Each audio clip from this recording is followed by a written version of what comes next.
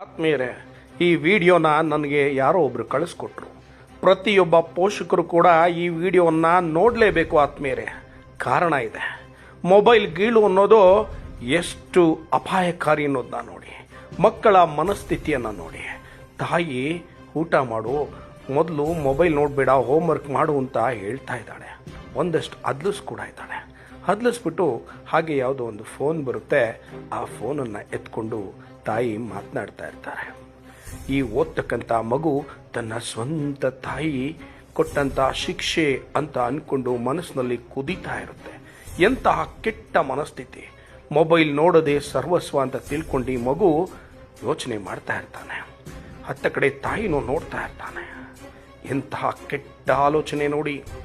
ತನ್ನ ತಾಯಿ ಮೊಬೈಲನ್ನು ಕಿತ್ಕೊಂಡ್ಬಿಟ್ಲಲ್ಲ ಅನ್ನುವ ಸಂಕಟ ಮತ್ತು ಕೆಟ್ಟ ಆಲೋಚನೆಯಿಂದ ಹೆದ್ದೊಳ್ತಾನೆ. ನೋಡಿ, ಒಳಗಡೆ ಹೋದೋನು ಹೆದ್ದೊಳ್ತಾನೆ.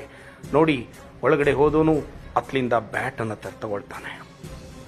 ತುಂಬ ಕೆಟ್ಟದು ಕಣ್ರಿ.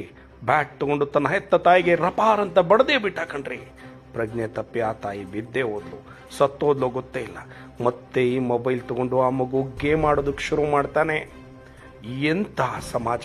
ನಾವೆಲ್ಲ ಎಲ್ಲೋಗ್ತಾ ಇದ್ದೀವಿ? ಎಂಥ ವ್ಯವಸ್ಥೆಯಲ್ಲಿದ್ದೇವೆ?